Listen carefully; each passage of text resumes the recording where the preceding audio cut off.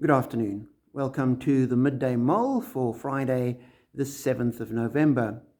Following McShane's reading scheme, we're working our way through the second book of Kings, today chapter 20, which looks at the end of Hezekiah's life.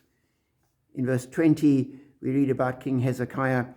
As for the other events of Hezekiah's reign, all his achievements and how he made the pool and the tunnel by which he brought water into the city, are they not recorded in the book of the annals of the kings of Judah?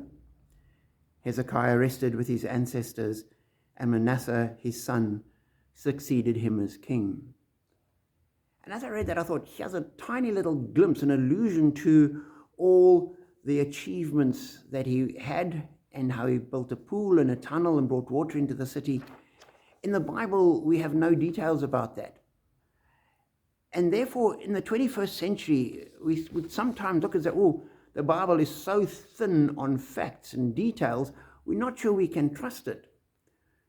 But in doing that, we're judging the book from the first millennium BC with a 21st century perspective. And certainly today, if you're writing a history of a king, that would not be adequate.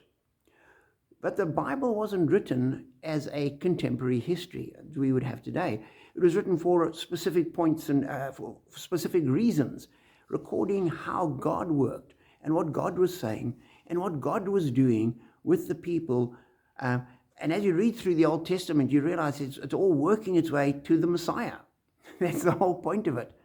So a whole lot of other stuff was going on, which wasn't germane to the Messianic story. And therefore, it wasn't important to record in Scripture. That's not what it was there for.